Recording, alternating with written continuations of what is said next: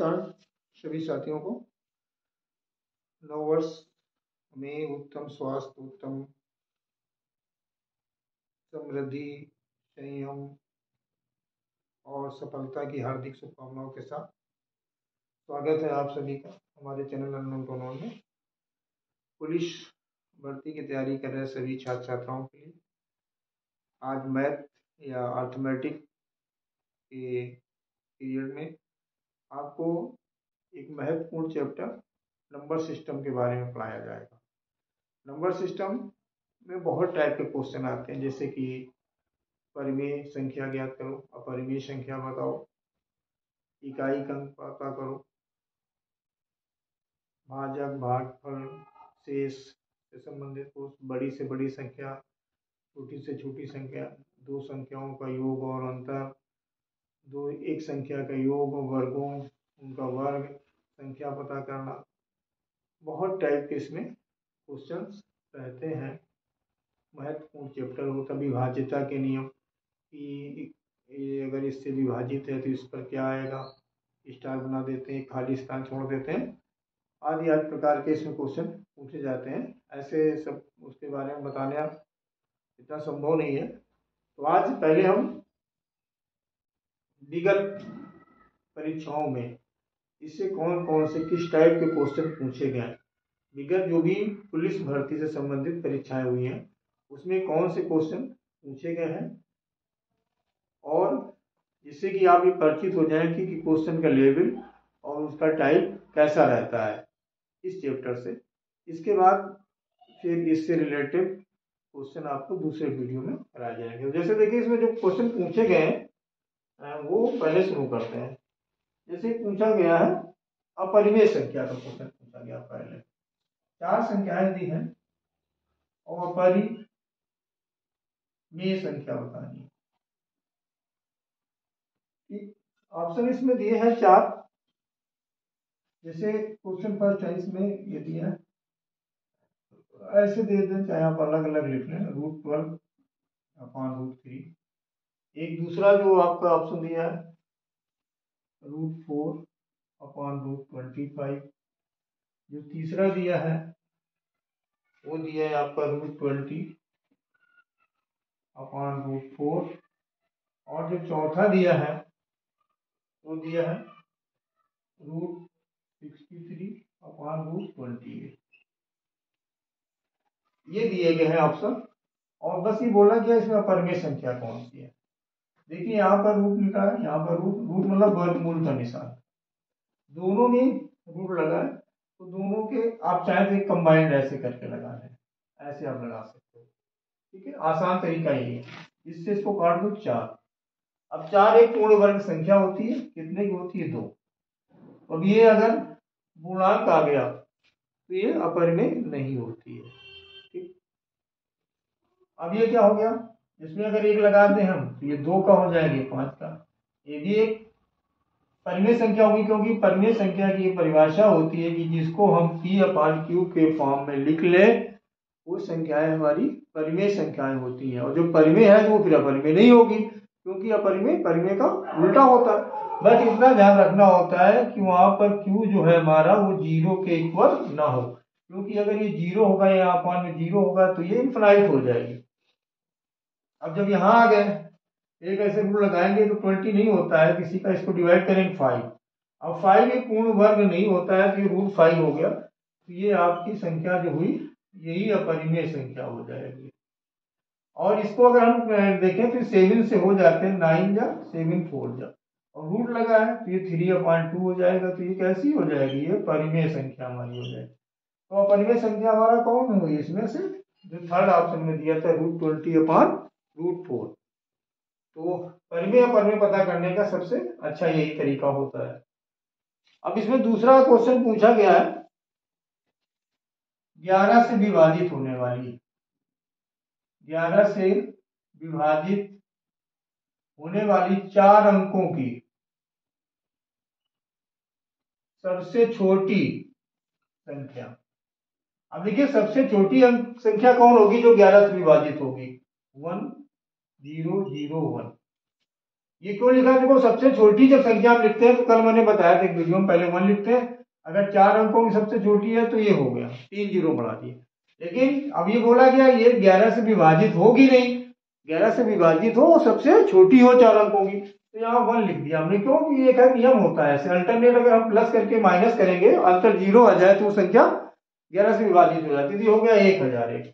अभी बोला गया इनके अंकों का योग, तो इसमें जब अंकों का योग करोगे 1 प्लस 0 प्लस 0 प्लस 1 तो क्या आ जाएगा 2। वैसे 0 करनी नहीं, अब 1 प्लस 1 कर लें। अब इसके बाद लिखा है 13 से विभाजित होने वाली 4 अंकों की सबसे छोटी संख्या। 13 सत्ते 91 बचा, लो 13 सत्ते 91, ये भी हो जाएगा, मुझे लगता है यही वाली 13 सत्ते 91 9 1 13 सत्ते 91, ये भी यही संख्या हो गई 1001। 4 अंकों की सबसे छोटी संख्या जो 13 से विभाजित हो जाए वो भी आपकी 1001 हो गई। अब इसमें बोला गया कि अंकों के योग का गुणनफल, तो इनके अंकों का योग का क्या हो जाएगा 2, इधर क्या था 2, इनका जब गुणनफल आप करोगे तो 2 गुणा 2 कितना हो गया 4। ये आपके ऑप्शन में दिया हुआ है, मतलब क्वेश्चन पढ़िए और जैसा बोल रहा है वैसा आप करते जाइए, आपका कोई ना कोई ऑप्शन उसमें मिल जाएगा। ये सब परीक्षा में आए हुए, ये क्वेश्चन आपका 27 जनवरी 2019 की फर्स्ट बैच में आया है। और जो ये है पहले वाला, ये जेल वार्डर घुड़सवार फायरमैन 19 दिसंबर 2020 में जो परीक्षा हुई थी सेकेंड शिफ्ट में ये क्वेश्चन आया है। इसमें पुलिस भर्ती से रिलेटेड जितने भी क्वेश्चन अभी तक इस टॉपिक से आए हैं, इस चैप्टर से आए हैं, वो आपको बताए जा रहे हैं, जिससे आपको आइडिया लग जाए और फिर इसी के आधार पर इससे संभावित जो प्रश्न हो सकते हैं उनके वीडियो अलग से अभी आपको तक पहुंचाए जाएंगे। ये आप देखें, इससे आइडिया लें, इसी हिसाब से आपको क्वेश्चन को प्रैक्टिस करनी है। कभी कभी हम क्या करते हैं कि बहुत ज्यादा उत्साह में बहुत कॉम्प्लेक्स या बहुत कठिन तैयारी या बहुत ही हार्ड लेवल की हाई लेवल की तैयारी में लगे रहते हैं और पता चला पेपर आ जाता है ऐसा जो हमने पढ़ा ही नहीं है आसान स्तर में। देखिए और क्या पूछा गया, 13 से विभाजित होने वाले जो तीसरा क्वेश्चन है, 13 से विभाजित होने वाली 3 अंकों की सबसे छोटी संख्या को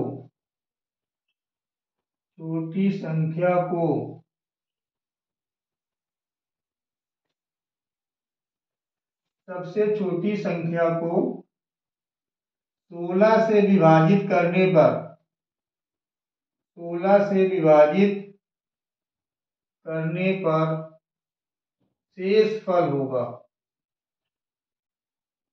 शेष फल होगा। देखिए 13 से विभाजित होने वाली 3 अंकों की, तो आप जान सकते हो 3 अंकों में सबसे छोटी संख्या ये होती है जो 13 से विभाजित हो। भाई 3 अंकों में तो हम एक के साथ 2 जीरो लगाएंगे 100 होता नहीं है। जब हम आगे पढ़ा भी पढ़ सकते हैं 13 का 13 104 होता है, 3 अंक हो जाते हैं, यही सबसे छोटी संख्या होती है 3 अंकों की जो 13 से विभाजित हो जाती है। अब ये बोला गया कि इसको अगर हम 16 से विभाजित करें तो शेष क्या आएगा, तो बस इसको आपको 16 से भाग कर देना है, 6 बार जाएगा 92 और जो माइनस करेंगे तो 8 ये शेष बच जाएगा। शेष पर क्या हो गया 8।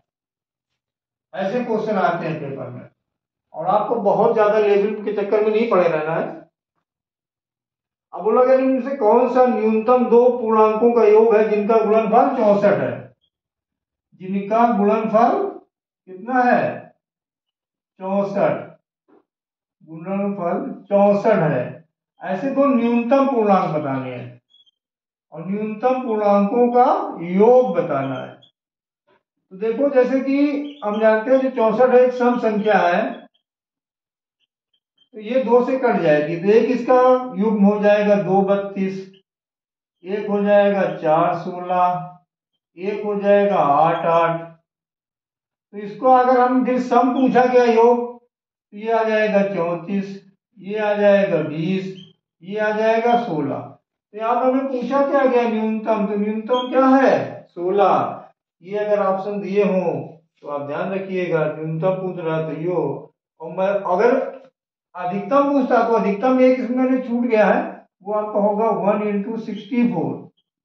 तो इसका योग कितना हो जाएगा 65। तो अधिकतम मान्य में यहाँ पर आ जाओगे आप। ये चीजें हमें ध्यान रखनी है, पेपर में बहुत दिमाग खोल के काम करना होता है। कोई जरा सी बात में फिर आप जब पेपर एग्जाम रूम के बाहर निकलते हो तब आपको बहुत 2-4 क्वेश्चन तो ऐसे खुद आपको याद आ जाते हैं जो आप गलत करके आ जाते हो, यार ये पता था लेकिन मैंने पढ़ा नहीं सही से इसको। ध्यान से क्वेश्चन जरूर पढ़ेंगे आप, नहीं तो 1-2 क्वेश्चन जल्दबाजी में गलत होते हैं और किसी के होते हैं, तो उन्हीं को आपको बचाना है। क्योंकि आप एक क्वेश्चन का मतलब, अगर आप एग्जाम दे रहे हो कॉम्पिटेटिव एग्जाम, तो एक क्वेश्चन का मतलब समझ रहे होंगे कितना महत्वपूर्ण होता है। 5 अंकों की संख्या 44 से विभाजित है। ये लिखा है 247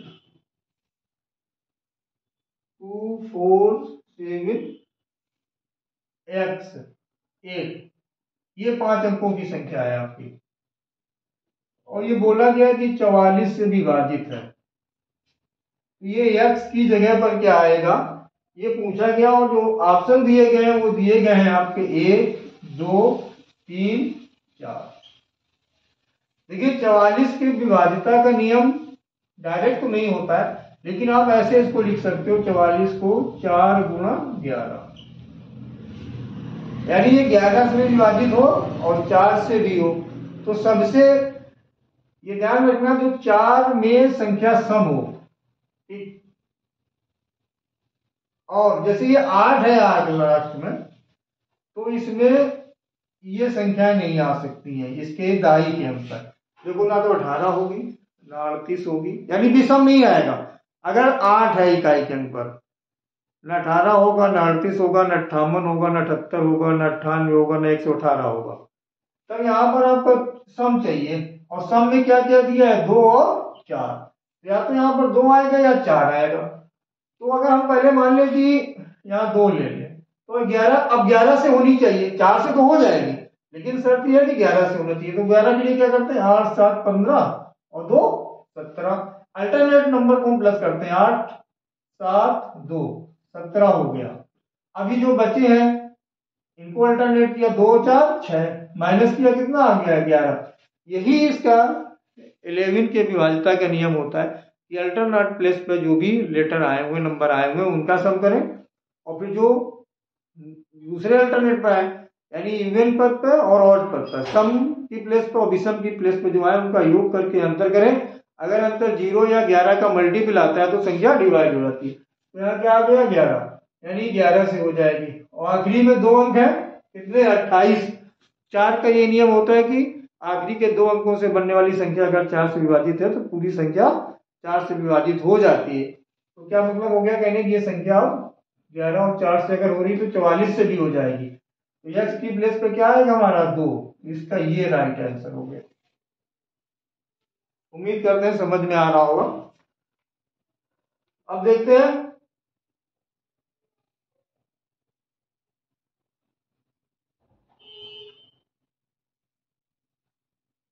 तीन अंकों की एक संख्या एबीसी है जिसमें ए 100वें स्थान पर, 3 अंकों की, ध्यान से देखिएगा, 3 अंकों की एक संख्या एबीसी है जिसमें ए 100वें पर, ये कहां पर है 100वें पर, बी 10वें पर, ठीक है 10वें पर, और सी इकाई के स्थान पर है। इस संख्या को एबीसी के रूप में पुनः लिखा गया तथा 7, 11 और 13 लासा से विभाजित किया गया। तो परिणाम क्या आ गया एबीसी तथा 7, 11, 13 7, 11, 13 के लासा से विभाजित किया गया तो परिणाम क्या आएगा इसका।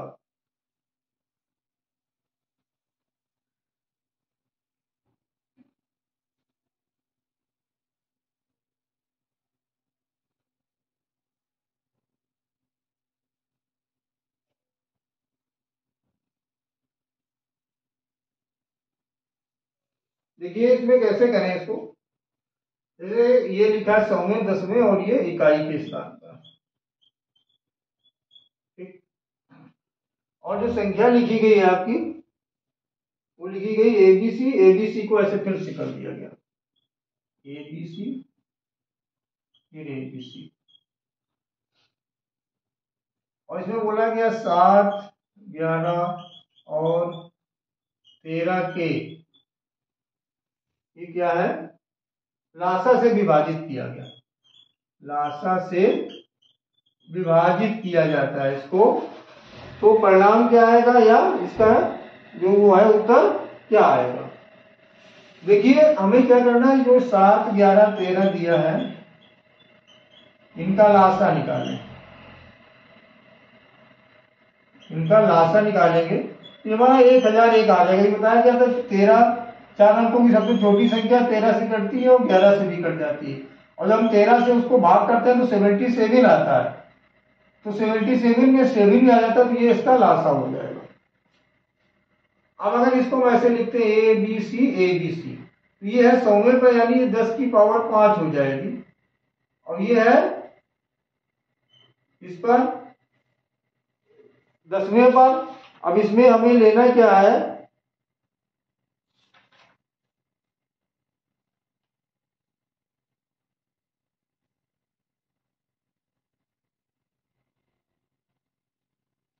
यही करके आपको करना है। 10 की घात 5 है, 10 की घात 4 बी, 10 की घात 3 सी, 10 की घात 2 ए, 10 की घात 1 बी और 10 की घात 0 सी। उसके बाद जब कॉमन लेंगे तो ऊपर ए बी सी बचेगा और नीचे से 1001 जो है वो कैंसिल हो जाएगा। इसका जो आंसर आएगा आपका वो हो जाएगा ए बी सी अपॉन 1001। और इसको आप देखेंगे तो जो भी ऑप्शन दिया होगा यानी ये सब कुछ कैंसिल हो जाएगा, 1001 केवल ए बी सी इसका आंसर आ जाएगा आपका। देखिए हमने क्या बताया ए इंटू ऐसे अच्छा लिख लें 10 की घात 5 ए प्लस 10 की घात 4 बी प्लस 10 की घात 3 सी प्लस 10 की घात 2 ए प्लस 10 की घात 1 बी प्लस 10 की घात 0 सी। ये 5 और ये 2 7, 10 की घात 5 और 10 की घात 2 करेंगे, 4 करेंगे और 1 करेंगे, फिर इसको एबीसी लेंगे, कॉमन लेंगे तो कॉमन के बाद ये चीज कॉमन आ जाएगी 1001 और बचेगा एबीसी, एबीसी तो 1001 आपका कैंसिल हो जाएगा, केवल एबीसी आपका जो है वो आंसर बच जाएगा। या ऐसे देख लें एबीसी, ये एबीसी 7, 11, 13 आपने लिया, 7, 11, 13 और इसका जो एलसीएम आया था उससे ये पूरा पूरा कट गया आपका, ठीक है ना, क्योंकि 1001 जो होता है वो 7 गुणा 11 गुणा 13, तो एक एबीसी दिए रहेगा और एक जो 7 गुणा 11 गुणा 13 हुआ अपान 1001, तो ये कट गया एबीसी रहा। या फिर से हम ऐसे मान लें कि ये भी 7 गुणा 11 गुणा 13 बचा, तो उसको भी हम जब कोड करेंगे तो एबीसी आ जाएगा।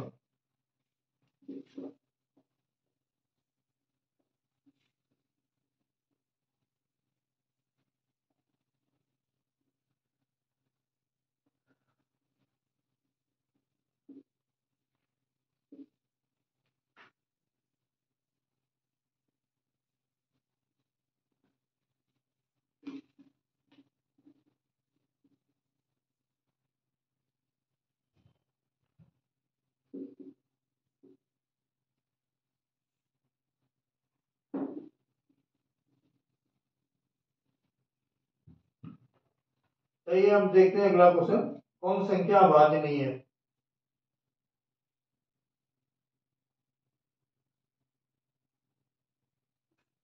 इसमें अभाज्य कौन सी नहीं, 1001, नंबर 2 1301, नंबर 3 1601, नंबर 4 1901। ये 4 ऑप्शन दिए हैं आपके, और इसमें पूछा गया कौन संख्या अभाज्य नहीं है।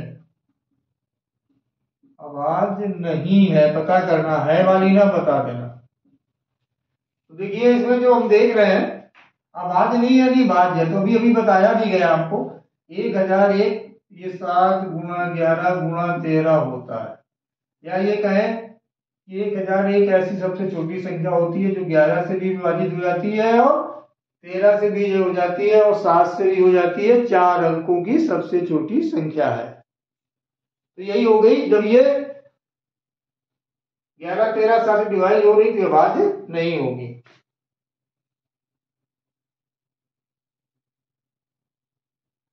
अब पूछा गया फिर यही क्वेश्चन है 133 433 133 433 533 833 533 833। अब इसमें भी पूछा गया अभाज्य नहीं है, अभाज्य नहीं है। तो देखो ये जो है 19 के बारे में आती है, 19 सत्य 133 यानी भाज्य हो जाती है, और हमें अब आगे कुछ देखने की जरूरत ही नहीं है। 133 जो है वही हमारी क्या हो जाएगी, अभाज्य नहीं है। और अगर इसमें हाँ ये भी पूछ सकते हैं, जैसे अभाज्य पूछ रहे हैं, अच्छा ऐसा नहीं तो और भी हो, इसमें ये पूछा गया है भाज्य नहीं है यानी जो किसी से भी घटे ना, यानी अभाज्य पता करनी। भाज्य नहीं का मतलब है कि अभाज्य संख्या पता करना है आपको, अभाज्य। इसमें ये अभाज्य है केवल, जैसे ये कट गई 19 से, अब ये भी आपकी किसी ना किसी से कट जाएगी, जैसे ये लिखा है 533 तो 13 चौको 52, ये 13 से कट जाएगी 41 बार में, ठीक है। और अब ये जैसे आपका 13 के बाद 19 तिहाई 19 चौको 76, 19 से नहीं कटेगी, 13 चंग 78, 13 से नहीं कटेगी, 17 चौको 68, 17 से नहीं, 23 या 69, 29 दूना 58, 31 दूना 62 और 37 दूना 74, 39 दूना 78, 41 दूना 82,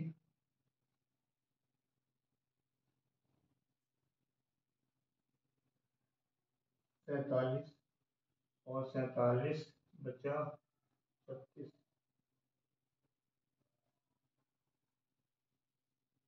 53, 59,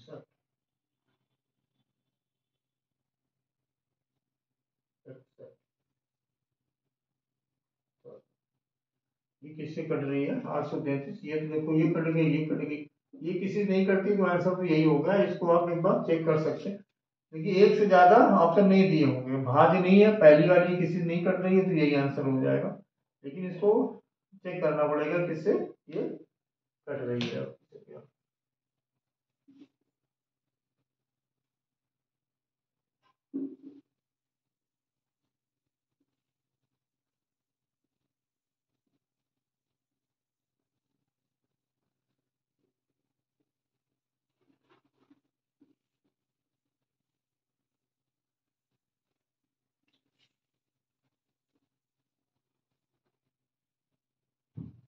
और जो क्वेश्चन आ रहा है 80 और 90 के बीच अभाज्य संख्याएं कौन कौन होंगी, 80 व 90 के बीच अभाज्य संख्याएं बताओ। अभाज्य संख्याओं का बहुत सारे क्वेश्चन आ रहे हैं। देखिए 80 के बाद 81, नहीं होती है। देखो सम संख्या तो कोई होगी ही नहीं अभाज्य, 80 और 90 के बीच में दो ही एक ऐसी सबसे छोटी सम संख्या होती है जो अभाज्य होती है, इसके अलावा कोई सम संख्या अभाज्य नहीं होती है। तो 81 होगा नहीं, क्योंकि 8 एक 9 हो जाता है, 9 से कट जाएगा, 3 से कट जाएगा, 82 सम हो गई। एक तो 83 और एक 89। 85 नहीं होगी, जिसके इकाई अंक 5 है वो कभी अभाज्य नहीं होगी 5 के अलावा, ठीक है। और 87, 8, 7, 15 हो गया, अंकों का योग 3 से कट जाएगी। 89 और 83 दो संख्याएं होती हैं 80 90 के बीच में जो अभाज्य होती है, ये आपको याद रखना है, ऐसे ही क्वेश्चन आ रहे हैं इसमें। दो संख्याओं को 28 और अंतर 12 है, गुणनफल पता करना। देखो योग दिया है 28, अंतर दिया है 12,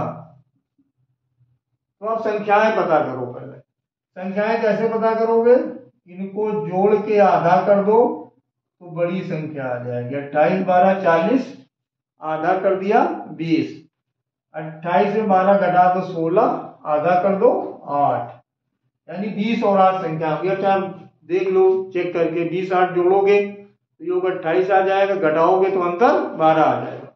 अब इनका गुणनफल पूछा गया तो 20 का गुणा 8 से कर दो, क्या हो गया 160। कैसे क्वेश्चन आ रहे हैं, कोई मुश्किल क्वेश्चन नहीं पूछे जाते हैं पेपर में, ये ध्यान रखें आप। अब है 6 लगातार विषम संख्याओं के योग, सबसे बड़ी संख्या के दुगने से 38 अधिक है।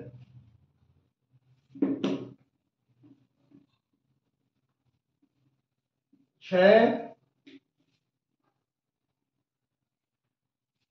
लगातार विषम संख्याओं का योग, सबसे जैसे 6 लगातार संख्या है तो देखिए तो लेने आप x, दूसरी x प्लस 2, तीसरी x प्लस 4, चौथी x प्लस 6, पांचवी x प्लस 8 और छठी x प्लस 10, ये हो गई। अभी बोला गया सबसे बड़ी संख्या के दुगने से 38 अधिक है, इन संख्याओं का योग ज्ञात करो। सभी संख्याओं का योग यानी सबका योग जब इनका हम करेंगे तो कितना हो जाएगा 6x प्लस 2 4 6 6 12 8 20 10 30, ये 6 क्रमागत विषम संख्याओं का योग हो गया। और सबसे बड़ी संख्या, सबसे बड़ी क्या होगी x प्लस 10, और ये जो योग है इसके दुगने से 38 अधिक है, तो 2 से गुणा करके प्लस 38 कर दिया तो ये बराबर हो गया। अब अगर चाहो ये हो गया 6x प्लस 30 तो है ही, इसको 2 से गुणा कर लो, 2x प्लस 20 प्लस 38, तो ये हो गया 6x।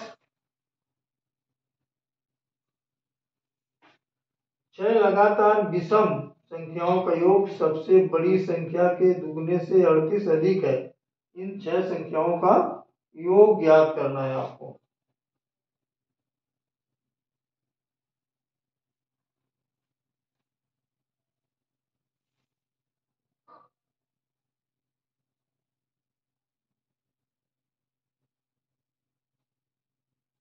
ये कैसे संभव, 38 अधिक है,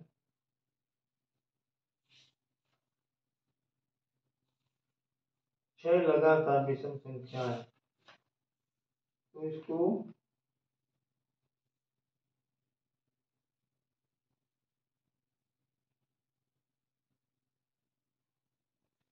सही तो है, तो ये हो गया 6x, ये 2x इधर लाओ माइनस 2x, ये हो गया 58 माइनस 30, तो ये कितना हो गया 4x इक्वल टू 28, x कितना हो गया 7, x की वैल्यू 7 आ गई। अब योग पूछा गया तो यहाँ पर रख दो, क्योंकि ये 6 संख्याओं का योग ही था आपको जब इन्होंने प्लस किया, तो करना क्या है 6 में 7 से मल्टीप्लाई कर दो 42 और प्लस 30, तो कितना हो जाएगा 72, 72 हो गया।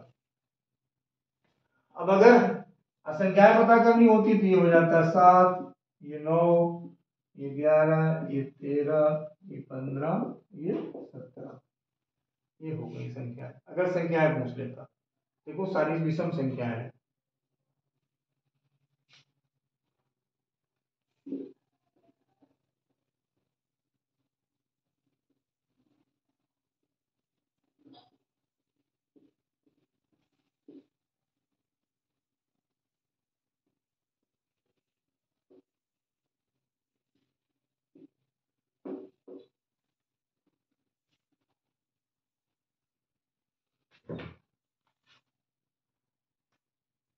इसके बाद जो क्वेश्चन आया,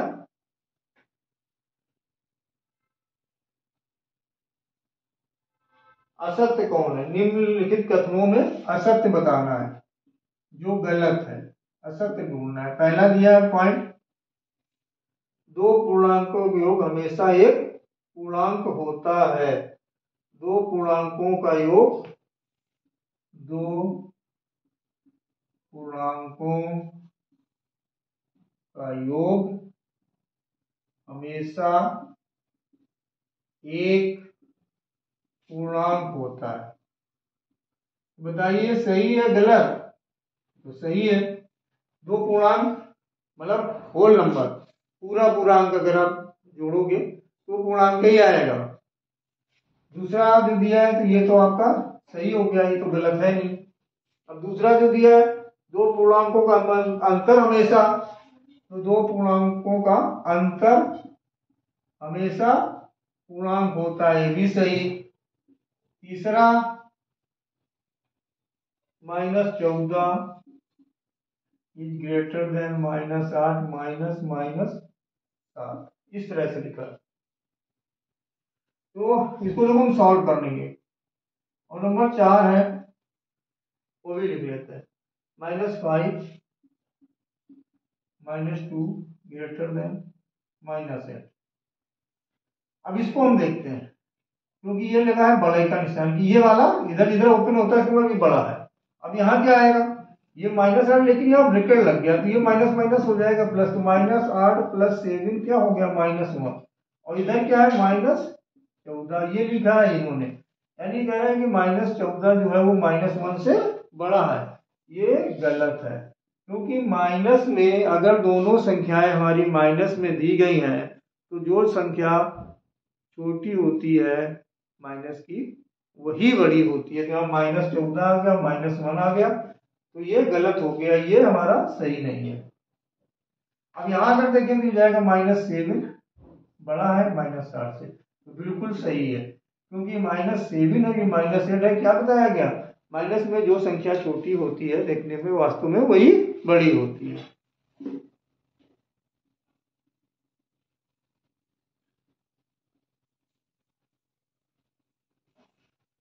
अब देखते हैं और जो क्वेश्चन आए हैं इस परीक्षा में, और कुछ ही बचे। 15 से 160 के मध्य कितनी संख्या है जो 17 से विभाजित होती है लेकिन 4 से नहीं?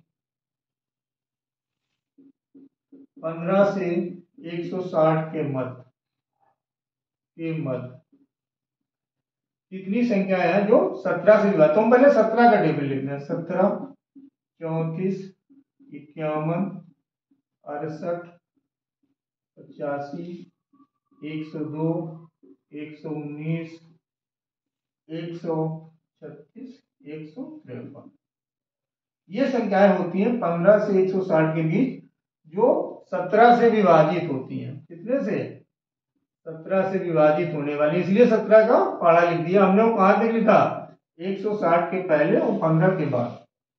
अब इसमें ये तो सही है कि 17 से विभाजित इतनी होंगी, लेकिन ये बोला गया कि 4 से विभाजित नहीं होंगी, 4 से विभाजित ना हो, ये बताना है कंडीशन।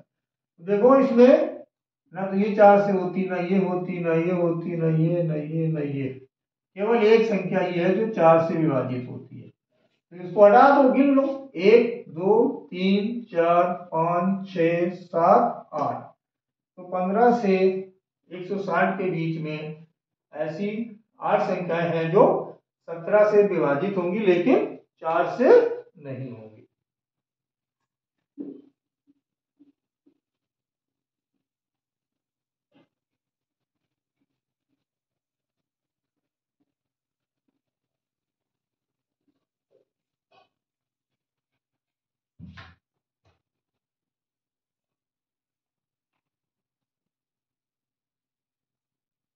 अब जैसे इसमें क्वेश्चन ये आ गया 729, 729 की पावर लगा दी गई है 149।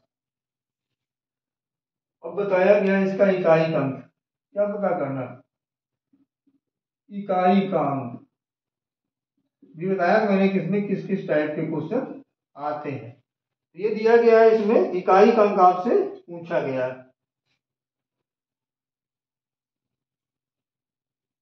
देखो हम क्या करते हैं, पहले तो हम यही देख लें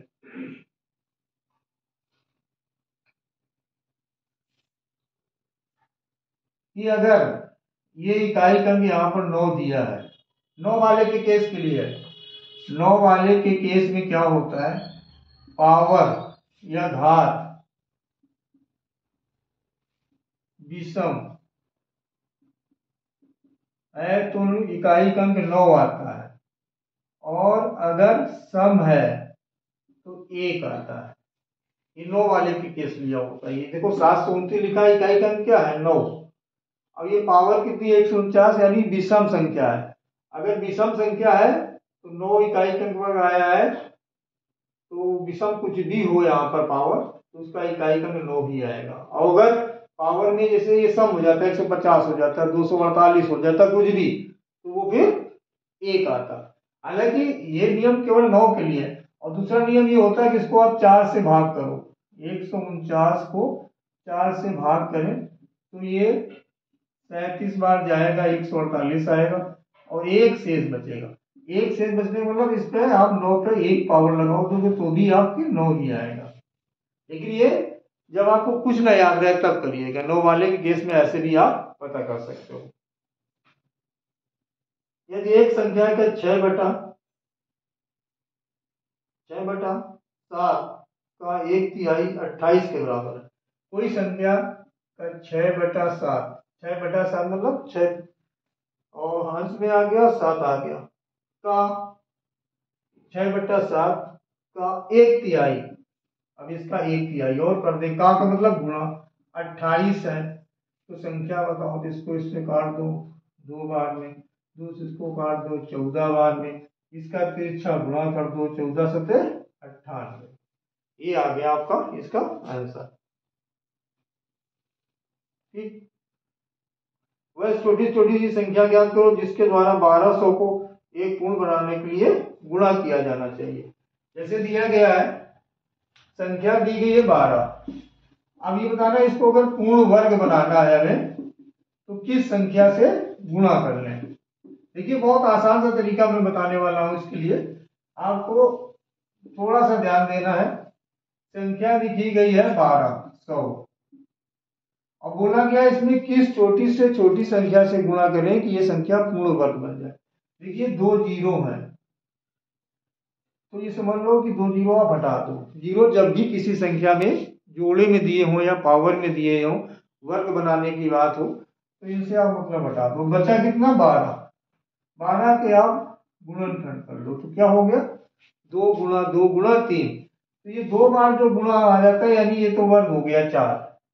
अब इसका जोड़ा नहीं बना है, इसका जोड़ा बन जाए यानी ये पूर्ण वर्ग बन जाएगी। है क्या 3, मतलब 3 से अगर आप गुणा कर दोगे 1200 में तो ये संख्या पूर्ण वर्ग बन जाएगी, क्योंकि अकेला बचा। 2 होनी चाहिए, एक को नहीं होनी चाहिए। अगर इसी क्वेश्चन में बोलता कि कितने से भाग करें, किस छोटी से छोटी संख्या से भाग करें कि पूर्ण वर्ग बन जाए, तो भी आंसर आपका 3 ही होता है। जिसका जोड़ा नहीं बना है उससे गुणा कर दो तो पूर्ण वर्ग बन जाएगी, या जिसका जोड़ा नहीं बना है उससे भाग कर दो तो भी पूर्ण वर्ग संख्या बन जाती है।